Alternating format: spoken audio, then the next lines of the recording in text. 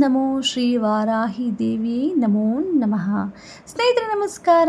ಜೈಸ್ ಮಂತ್ರಲೋಕದ ಇವತ್ತಿನ ಸಂಚಿಕೆಯಲ್ಲಿ ನೋಡ್ತಿದ್ದೀರಾ, ನಮ್ಮ ಮನೆಯಲ್ಲಿ ಮಾಡಿರುವಂತಹ ಮೊದಲ ಗುಪ್ತ ನವರಾತ್ರಿ ಅಥವಾ ವಾರಾಹಿ ಅಮ್ಮನವರ ನವರಾತ್ರಿಯ ಮೊದಲನೆಯ ಪೂಜೆ.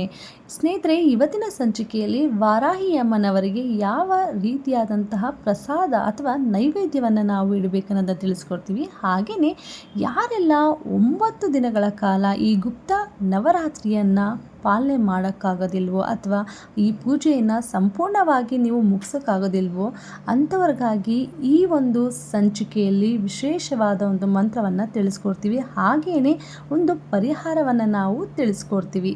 ಇವತ್ತಿನ ಸಂಚಿಕೆ ಸಂಪೂರ್ಣವಾಗಿ ನೋಡಿ, ಈ ಎಲ್ಲ ಪ್ರಶ್ನೆಗಳಿಗೆ ನಿಮಗೆ ಉತ್ತರ ಸಿಗುತ್ತೆ.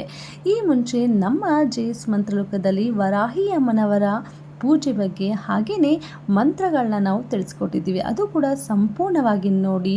ಇಷ್ಟ ಆದರೆ ಲೈಕ್ ಮಾಡಿ, ಶೇರ್ ಮಾಡಿ, ಕಮೆಂಟ್ ಮುಖಾಂತರ ನಿಮ್ಮ ಅನಿಸಿಕೆಯನ್ನು ತಿಳಿಸಿ. ಇವತ್ತು ನಮ್ಮ ಜೇಸ್ ಮಂತ್ರಲೋಕದಲ್ಲಿ ಮೊದಲನೆಯ ವರಾಹಿ ಅಮ್ಮನವರ ನಮ್ಮ ಮನೆಯಲ್ಲಿ ಮಾಡಿರುವಂತಹ ಪೂಜೆಯನ್ನು ನೀವು ನೋಡ್ತಿದ್ದೀರಾ.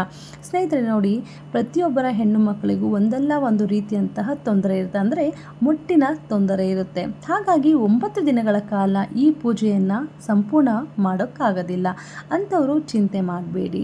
ಇದಕ್ಕೆ ಒಂದೇ ಒಂದು ಪರಿಹಾರ ಏನಂತ ಹೇಳಿದರೆ, ನೀವು ಒಂದು ದಿನ ಈ 9 ದಿನಗಳಲ್ಲಿ ಯಾವಾಗ ನೀವು ಮೊಟ್ಟಾಗ್ತಿರೋ ಅವತ್ತು ಒಂದು ದಿನ ಸಂಪೂರ್ಣವಾಗಿ ನೀವು ತಲೆಯ ಸ್ನಾನ ಮಾಡಿಕೊಂಡು ಅಮ್ಮನವರ ಒಂದು ಸಹಸ್ರನಾಮ, ಅಂದರೆ ವರಾಹಿ ಅಮ್ಮನವರ ಸಹಸ್ರನಾಮವನ್ನು ಚಿನ್ಮುದ್ರೆಯೊಂದಿಗೆ ಕಣ್ಣು ಮುಚ್ಕೊಂಡು ಕೇಳಿಸ್ಕೊಳ್ಳಿ. ಅದು ಒಂದು 21 ನಿಮಿಷ ಇರ್ಬೋದು. ಹಾಗೆಯೇ ಈ ಒಂದು ನವರಾತ್ರಿ ಸಂಪೂರ್ಣವಾದಂತಹ ಪುಣ್ಯ ಫಲ ನಿಮಗೆ ಬೇಕಾದರೆ ಇವತ್ತು ತಿಳಿಸುವಂತಹ ಈ ಒಂದು ಮಂತ್ರವನ್ನು ಸಂಪೂರ್ಣವಾಗಿ 9 ಬಾರಿ ಪಾರಾಯಣ ಮಾಡಿ. ಈ ಒಂದು ಮಂತ್ರ ಪ್ರತಿಯೊಬ್ಬರು ಕೂಡ, ಯಾರೆಲ್ಲ ವರಾಹಿ ಅಮ್ಮನವರ ಈ ಪೂಜೆಯನ್ನು ಮಾಡ್ತಿದ್ದೀರೋ ಅಂಥವರು ಕೂಡ ಪ್ರತಿನಿತ್ಯ ಈ ಒಂದು ಮಂತ್ರವನ್ನು ಪಾರಾಯಣ ಮಾಡಬೇಕು. ಇನ್ನು ವಿಶೇಷವಾಗಿ ಯಾರಿಗೆಲ್ಲ ಪೀರಿಯಡ್ಸ್ ಆಗಿರ್ತಿರೋ ಅಂಥವರು ಒಂದು ದಿನ, ಅಂದರೆ ಪೀರಿಯಡ್ಸ್ ಆಗಿರೋ ದಿನ ನೀವು ತಲೆಗೆ ಸ್ನಾನ ಮಾಡಿಕೊಂಡು ಈ ಮಂತ್ರವನ್ನು ಪಾರಾಯಣ ಮಾಡಿ.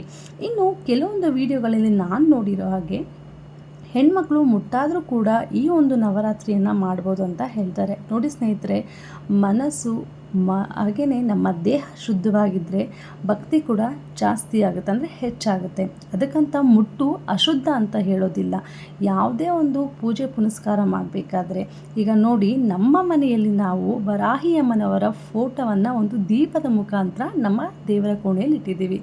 ಆ ದೇವರ ಕೋಣೆಯಲ್ಲಿ ಪ್ರತಿಯೊಂದು ದೇವರುಗಳು ನೆಲೆಸಿರ್ತಾರೆ. ಸೊ ನಾವು ಮುಟ್ಟಾದಾಗ ಅಥವಾ ನಮ್ಮ ಪೀರಿಯಡ್ಸ್ ಟೈಮಲ್ಲಿ ಖಂಡಿತವಾಗಿಯೂ ಅದು ನಮ್ಮ ಮನಸ್ಸು ಒಪ್ಪೋದಿಲ್ಲ ಪೂಜೆ ಮಾಡೋದಕ್ಕೆ. ಹಾಗಾಗಿ ಆ ಪಾಪಗಳನ್ನ ನಾವ್ಯಾಕೆ ನಮ್ಮ ತಲೆ ಮೇಲೆ ಹಾಕೋಬೇಕು? ಹಾಗಾಗಿ ತೊಂದರೆ ಇಲ್ಲ. ಅಮ್ಮನವರು ಕೂಡ ಒಂದು ಹೆಣ್ಣಾಗಿರೋದ್ರಿಂದ ಈ ಎಲ್ಲ ಕಷ್ಟಗಳು ಕೂಡ ಅವರಿಗೆ ಅರ್ಥ ಆಗುತ್ತೆ. ಏನಿಲ್ಲ, ಯಾವಾಗ ನೀವು ಮಂತ್ಲಿ ಪೀರಿಯಡ್ಸ್ ಆಗ್ತಿರೋ ಆ ಟೈಮಲ್ಲಿ ಸ್ನಾನ ಆದಮೇಲೆ ಒಂದು ಚಾಪೆ ಮೇಲೆ ಕೂತ್ಕೊಂಡು ಚಿನ್ಮುದ್ರೆಯೊಂದಿಗೆ ನೀವು ಫಸ್ಟ್ ಸಂಕಲ್ಪ ಮಾಡ್ಕೋಬೇಕು. ನೀವು ಈ ಪೂಜೆನ ಯಾಕೆ ಮಾಡ್ತಿದ್ದೀರಾ, ನಿಮಗೆ ಯಾವ ರೀತಿಯಾಗಿ ಅಮ್ಮನವರಿಂದ ಯಾವ ರೀತಿಯಾದಂಥ ಆಶೀರ್ವಾದ ಬೇಕು ಅಂತ ಅಂದ್ಕೊಂಡು ಕಣ್ಣು ಮುಚ್ಕೊಂಡು ಅಮ್ಮನವ್ರನ್ನ ನೆನೆಸ್ಕೊಳ್ಳಿ. ನೀವು ಫೋನಲ್ಲಿ ಕೂಡ ಸಹಸ್ರನಾಮ ಕೇಳಿಸ್ಕೋಬೋದು, ಇಲ್ಲ ಮನೆಯಲ್ಲಿ TV ಇದ್ದರೆ ಯೂಟ್ಯೂಬಲ್ಲಿ ನೀವು ಖಂಡಿತವಾಗಿಯೂ ಅಮ್ಮನವರ ಒಂದು ಸಹಸ್ರನಾಮವನ್ನು ಕೇಳಿಸ್ಕೋಬೋದು. ಇದಾದಮೇಲೆ ಲಲಿತಾ ಸಹಸ್ರನಾಮವನ್ನು ಕೂಡ ನೀವು ಕೇಳಿಸ್ಕೋಬೇಕು. ತುಂಬಾ ಒಳ್ಳೆಯದು. ಮಾಡಿರುವಂತಹ 9 ದಿನ ಏನು ಪೂಜೆ ಇದೆಯೋ ಆ ಒಂದು 9 ದಿನದ ಪೂಜೆಯ ಪುಣ್ಯಫಲ ಖಂಡಿತವಾಗಿಯೂ ನಿಮಗೆ ಸಿಗುತ್ತೆ. ಹಾಗೆ ಮಂತ್ರ ಯಾವುದು? ಈ ಒಂದು ಮಂತ್ರವನ್ನು ಪ್ರತಿಯೊಬ್ಬರು ವರಾಹಿ ಅಮ್ಮನವರ ನವರಾತ್ರಿ ಪೂಜೆನ ಯಾರು ಮಾಡ್ತಿದ್ರೋ ಅವರು ಕೂಡ ಪಾರಾಯಣ ಮಾಡಲೇಬೇಕು. ಮಂತ್ರ ಹೀಗಿದೆ: ಓಂ ವಾರಾಹಿ ಸರ್ವತೋ ಮಾಂ ರಕ್ಷ ರಕ್ಷ ದುರ್ಗೆ ಹುಂ ಫಟ್ ಸ್ವಾಹ.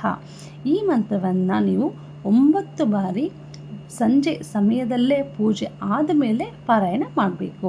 ಸ್ನೇಹಿತರೆ, ವರಾಹಿ ಅಮ್ಮನವರ ಆಶೀರ್ವಾದ ಹಾಗೆಯೇ ಅವರ ಕೃಪೆಗೆ ನೀವು ಪಾತ್ರರಾಗಬೇಕಂದ್ರೆ ಭಕ್ತಿ ಶ್ರದ್ಧೆ ಒಂದೇ ಚಿತ್ತದಿಂದ ಅವ್ರನ್ನ ನೆನೆಸ್ಕೊಂಡು ಕಣ್ಣು ಮುಚ್ಕೊಂಡು ನೀವು ಪೂಜೆ ಮಾಡಬೇಕು. ಹಾಗೆಯೇ ಪ್ರತಿಯೊಬ್ಬರು ಈ ನವರಾತ್ರಿಯನ್ನು ಮಾಡೋರು ನಿಮ್ಮ ದೇವರ ಕೋಣೆಯನ್ನು ಸ್ವಚ್ಛವಾಗಿಟ್ಕೋಬೇಕು.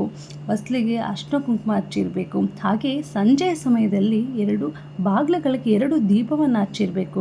ವಿಶೇಷವಾಗಿ ವಿಷ್ಣುವಿನ ಮಹಾಲಕ್ಷ್ಮಿಯ ಅವರ ಆಶೀರ್ವಾದ ಕೂಡ ಬೇಕು.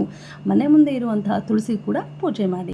ಧೂಪ ದೀಪಗಳಿಂದ ಅಮ್ಮನವರಿಗೆ ಪೂಜೆ ಮಾಡಿ ಅವರ ಆಶೀರ್ವಾದ ಖಂಡಿತವಾಗಿಯೂ ನಿಮಗೂ ಹಾಗೂ ನಿಮ್ಮ ಕುಟುಂಬದವರ ಮೇಲೆ ಸದಾ ಇರುತ್ತೆ. ಇನ್ನು ನೈವೇದ್ಯ 9 ದಿನಗಳ ಕಾಲ ವಿವಿಧವಾದಂತಹ ನೈವೇದ್ಯವನ್ನು ಅಮ್ಮನವರಿಗೆ ನೀವು ಸಮರ್ಪಣೆ ಮಾಡಬೇಕು. ಮೊದಲ ದಿನದ ವರಾಹಿ ಅಮ್ಮನವರ ಪೂಜೆಯೆಂದು ನಮ್ಮ ಮನೆಯಲ್ಲಿ ದಾಳಿಂಬೆಯನ್ನು ಅಮ್ಮನವರಿಗೆ ನೈವೇದ್ಯವಾಗಿ ನಾವು ಇಟ್ಟಿದ್ದೀವಿ. ಹಾಗೆ ಇದರ ಜೊತೆಗೆ 1 ಗ್ಲಾಸು ನೀರನ್ನ ತಪ್ಪದೆ ಇಡಬೇಕು. 2ನೇ ದಿನ ನಾವು ಸಿಹಿ ಗೆಣಸನ್ನು ಇಟ್ಟಿದ್ವಿ. 3ನೇ ದಿನ ಬೆಲ್ಲದ ನೀರನ್ನು, ಹಾಗೆ 4ನೇ ದಿನ ಬಾಳೆಹಣ್ಣು, ಹಾಗೆ 5ನೇ ದಿನದಂದು ರಾಗಿಯಲ್ಲೇ ಮಾಡಿರುವಂತಹ ಸಿಹಿ ಪದಾರ್ಥಗಳನ್ನ ನೀವಿಟ್ಟು ಪೂಜೆ ಮಾಡ್ಬೋದು. ಯಾವುದೇ ಒಂದು ರೀತಿಯಾದಂಥ ನೈವೇದ್ಯ ಇರಲಿ, ಅಮ್ಮನವರಿಗೆ ಮನಸ್ಪೂರ್ವಕವಾಗಿ ನೀವು ತಲೆಬಾಗಿ ಅಮ್ಮನವರಿಗೆ ನಮಸ್ಕಾರ ಮಾಡಿಕೊಂಡು ಪೂಜೆಯನ್ನು ಮಾಡಿ ನೈವೇದ್ಯವನ್ನು ಸಮರ್ಪಿಸಿ. ಖಂಡಿತವಾಗಿ ನಿಮ್ಗೆ ಒಳ್ಳೆಯದಾಗುತ್ತೆ. ನೀವು ಅಂದುಕೊಂಡಂತಹ ಕೆಲಸ ಕಾರ್ಯಗಳು 9 ದಿನದಲ್ಲೇ ನಿಮಗೆ ಆ ಒಂದು ಶುಭ ಸಂಕೇತವನ್ನು ಅಮ್ಮನವರು ನೀಡ್ತಾರೆ. ವರಾಹಿ ಅಮ್ಮನವರ ಮಂತ್ರವನ್ನು ಕಣ್ಣು ಮುಚ್ಕೊಂಡು ತಪ್ಪದೆ ಪಾರಾಯಣ ಮಾಡಿ. ಎಲ್ರಿಗೂ ಒಳ್ಳೆಯದಾಗಲಿ.